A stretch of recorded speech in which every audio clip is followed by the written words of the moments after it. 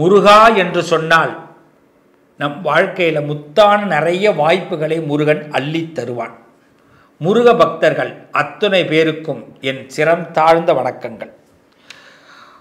முருகா என்று சொல்லி உங்கள் வாழ்க்கையில் இருக்கக்கூடிய சிக்கல்களை நீக்குவதற்கு ஒரு அற்புதமான 6 நாட்கள்.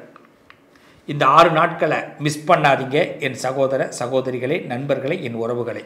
எத்தனையோ பிரச்சனைகள், எத்தனையோ சங்கடங்கள், எத்தனையோ வில்லங்கங்கள், எத்தனையோ விரயங்கள், நாம் நினைக்கிற விஷயம் நடக்காமல் ரொம்ப சங்கடத்தில் இருக்கக்கூடிய நம்ம அத்தனை பேருக்கும் முருகன் அருள் புரியக்கூடிய ஒரு 6 நாள்.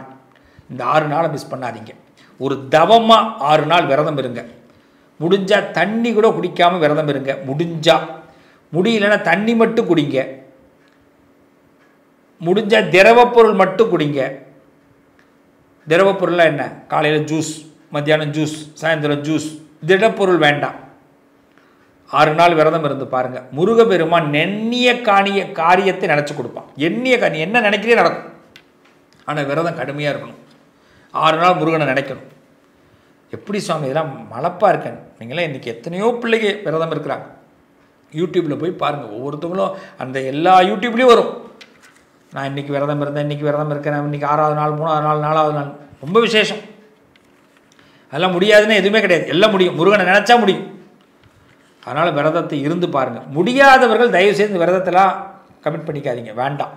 உடம்பு முடிஞ்சால் தான் இதெல்லாம். நீங்கள் மட்டும் 3வது நாள் இருந்து மூச்சு திணறக்கூடாது. ப்ளீஸ். முருகன் மேலே பழிப்படக்கூடாது. நம்மளால் உடம்பு நல்லா இருக்குன்னா தான் இந்த விரதம்லாம் இருக்கணும். முடியலன்னா ஒரு வேளை சாப்பிட்லாம். அதுமாரி விரதம் இருங்க. இந்த விரதத்தை இருங்க. கண்டிப்பாக எல்லாருமே, முடியாதவர்கள் கூட 6வது நாள் சூரசம்ஹாரத்தன்று தயவு செய்து விரதம் இருங்க.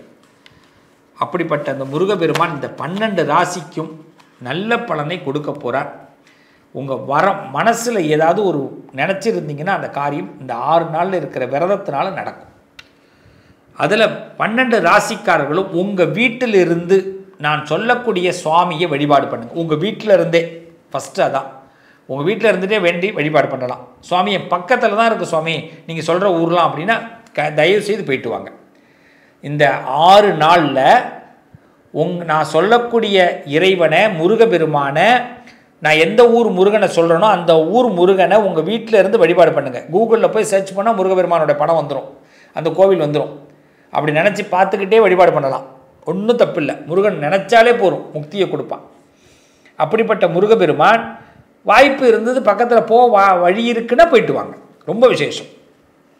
12 ராசிக்கும் கோவில்களை சொல்கிறேன். இந்த 12 ராசிக்காரர்களும் இந்த வாரத்தில் என்னென்ன செய்யணும் அப்படின்னா, உங்கள் பக்கத்தில் உங்கள் ஊரில் இருக்கக்கூடிய, உங்கள் உள்ளூரில் இருக்கக்கூடிய முருகன் ஆலயம் இருக்கும். அந்த ஆலயத்துக்கு அவசியம் போங்க. 6 நாளும் தொடர்ந்து போங்க. பால் அபிஷேகத்தில் ஒரு நாள் கலந்துங்க. பால் வாங்கி கொடுத்து, உங்கள் மனசில் என்ன குறைகள் இருக்கோ அதெல்லாம் அந்த பாலை வாங்கி கொடுத்து சங்கல்பம் பண்ணி கொடுங்க. அபிஷேகத்தில் கலந்துங்க. பஞ்சாமிர்தத்துக்கு பொருள் வாங்கி கொடுத்து அபிஷேகத்தில் கலந்துங்க. பஞ்சாமிர்தத்தில் உங்களுக்கு பஞ்சமே வராது.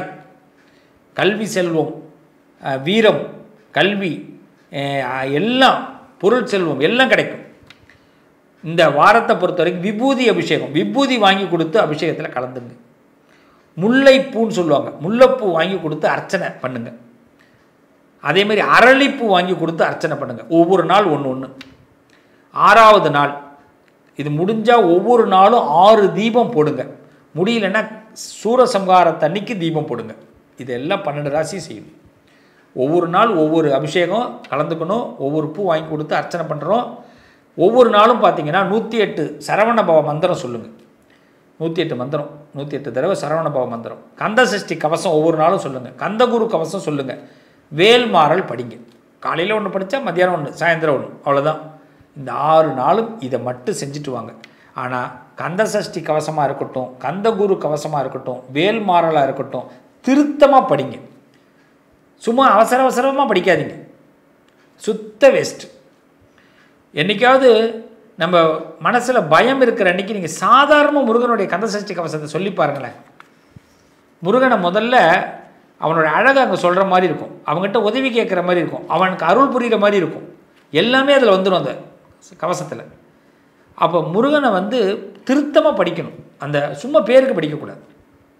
அதனால் இதை மட்டும் இந்த வாரத்தில், அதாவது சரியாக தேதி சொல்கிறேன். அக்டோபர் மாதம் நம்மளுடைய கந்த சஷ்டி ஆரம்பம். ஐப்பசி மாதத்தில் 5ஆம் தேதி சஷ்டி ஆரம்பிக்குது. இந்த சஷ்டி 5ஆம் தேதி ஆரம்பமாகி சூரசம்ஹாரம் வரை நாம் இந்த விரதத்தை கடைபிடித்தோம்னா நிச்சயமாக முருகபெருமான், அதாவது 27/10/2025 ஐப்பசி 10 திங்கக்கிழமை சூரசம்ஹாரம், அது வரைக்கும் இந்த விரதத்தை கடைபிடிக்கணும். 6 நாள். நான் சொன்ன மாதிரி முடிஞ்சால் 6 தீபம் டெய்லி ஏற்றுங்க. முடியலன்னா 6ஆவது நாள் கண்டிப்பாக தீபம் ஏற்றுங்க. 6 தீபம் ஆனால் ஏற்றணும். இது மாதிரி வழிபாடு பண்ணுங்கள். உங்களுக்கு இருக்கிற எல்லா சிக்கல்களும் விலகும். இப்போ ஒவ்வொரு ராசியும் என்னென்ன சுவாமியை வழிபாடு பண்ணணும் வீட்டில் இருந்தே நீங்கள் வழிபாடு பண்ணலாம். பக்கத்தில் கோவில் உங்களுக்கு ரொம்ப தூரத்தில் இல்லைங்க, நான் போயிட்டு வர வாய்ப்பு இருக்குங்கன்னா போயிட்டு வாங்க. நிச்சயமாக இன்னும் நல்ல பலன் கிடைக்கும். போகலைன்னாலும் பலன் கிடைக்காமல் இருக்காது. முருகன் நினச்சாலே பலன் கிடைக்கும், நம்புங்க. ஆனால் அவசியம் உள்ளூரில் இருக்கிற சிவாலயத்தில் இருக்கிற முருகன் கோயிலுக்கு போங்க. முருகன் சன்னதி தனியாக இருந்தால் முருகனை போய் பார்த்துட்டு வாங்க, நல்லது நடக்கும். மேஷராசி. மேஷராசிக்காரர்கள் சுவாமிமலை முருகனை வழிபாடு செய்யுங்க. கும்பகோணத்துக்கு பக்கத்தில் எண்கணில் இருக்கக்கூடிய முருகனை வழிபாடு செய்யுங்க மேஷராசிக்காரர்கள். ரிஷபராசிக்காரர்கள் புதுச்சேரி வில்லியனூர் முருகனை வழிபாடு பண்ணுங்கள். பாண்டிச்சேரி மாநிலத்தில் புதுச்சேரி மாநிலம், அங்கே வில்லியனூரில் இருக்கக்கூடிய முருகனை நினச்சிங்க, வழிபாடு பண்ணுங்கள். சிக்கல் சிங்காரவேலனை வழிபாடு பண்ணுங்கள் ரிஷபராசிக்காரர்கள். மிதுன ராசிக்காரர்கள் பழமுதிர் சோலை முருகபெருமானை மிதுன ராசிக்காரர்கள் வழிபாடு பண்ணுங்கள். சென்னிமலை முருகபெருமானை வழிபாடு பண்ணுங்கள். சென்னிமலை முருகபெருமானை வழிபாடு பண்ணுங்கள். கடகராசி வடபழனி முருகபெருமானை வழிபாடு செய்யுங்க. வடபழனி முருகபெருமானை புறவாச்சேரின்னு சொல்லுவாங்க. கடகராசிக்காரர்கள் புறவாச்சேரி முருகனை வழிபாடு செய்யுங்க, சிக்கலுக்கு பக்கத்தில் இருக்கு. சிம்ம ராசி சிறுவாபுரி முருகனை வழிபாடு பண்ணுங்க. சிம்ம ராசிக்காரர்கள் சிறுவாபுரி முருகனை வழிபாடு பண்ணுங்க. மருதமலை முருகனை வழிபாடு பண்ணுங்க சிம்ம ராசிக்காரர்கள். கன்னிராசி திருப்போரூர் முருகனை வழிபாடு பண்ணுங்க. திருப்போரூர் சிவன்மலை முருகனை வழிபாடு செய்யுங்க கன்னிராசிக்காரர்கள். துளாராசிக்காரர்கள் திருத்தணி முருகனை வழிபாடு செய்யுங்க. திருத்தணி முருகன். பழனி முருகனை வழிபாடு செய்யுங்க. பழனி ஆண்டவரை வழிபாடு செய்யுங்க. விருச்சக ராசிக்காரர்கள் கந்தக்கோட்டம் முருகனை வழிபாடு செய்யுங்க. கந்தக்கோட்டம் முருகன். வயலூர் முருகனை வழிபாடு செய்யுங்க. வயலூர் முருகன். தனுசு ராசிக்காரர்கள் வல்லக்கோட்டை முருகனை வழிபாடு பண்ணுங்க. வல்லக்கோட்டை முருகனை வழிபாடு பண்ணுங்க. எட்டுக்குடி முருகனை வழிபாடு பண்ணுங்க தனுசு ராசிக்காரர்கள். எட்டுக்குடி முருகன். மகர ராசிக்காரர்கள் திருவிடைகழி முருகனை வழிபாடு பண்ணுங்க. திருவிடைகழி முருகனை மகர ராசிக்காரர்கள் வழிபாடு பண்ணுங்க. திருச்செந்தூர் முருகனை வழிபாடு பண்ணுங்க மகர ராசிக்காரர்கள். திருச்செந்தூர் முருகனை. கும்பராசிக்காரர்கள் குமரக்கட்டளை முருகனை வழிபாடு பண்ணுங்க. குமரக்கட்டளை முருகனை வழிபாடு பண்ணுங்க. திருப்பரங்குன்றம் கந்தன்குடி முருகனை வழிபாடு பண்ணுங்க. திருப்பரங்குன்றம் முருகனை வழிபாடு பண்ணுங்க. கந்தன்குடி திருவாரூர் மாவட்டம். கந்தன்குடி மாவட்டம் எனக்கு திருவாரூரா மயிலாடுதுறையான்னு சரியாக தெரியல, ஆனால் கந்தன்குடி முருகனை வழிபாடு பண்ணுங்க. மீனராசிக்காரர்கள் கொண்டல் முருகனை வழிபாடு பண்ணுங்க. கொண்டல் முருகனை வழிபாடு பண்ணுங்க. வைத்தீஸ்வரன் கோவில் முருகனை வழிபாடு பண்ணுங்க. வைத்தீஸ்வரன் கோவில் முருகனை வழிபாடு பண்ணுங்க. எல்லாத்தையும் 2 தடவை செய்ய சொன்னேன்னா ஒரு தடவை விட்டுட்டோம்னா இன்னொரு தடவை தெரிஞ்சுக்கிறதுக்கு தான்.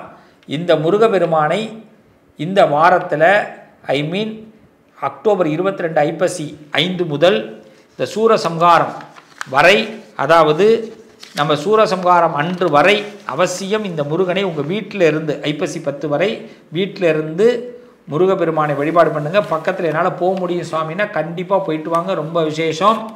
இந்த முருகப்பெருமான் ஒவ்வொரு ராசிக்கும் மிகப்பெரிய மாற்றத்தை கண்டிப்பாக கொடுப்பார். முருகன் உங்கள் பக்கத்தில் இருக்க சிவாலயத்தில் இல்லை முருகன் ஆலயத்தில் கண்டிப்பாக முருகனுடைய சன்னிதானத்துக்கு போயிடுங்க.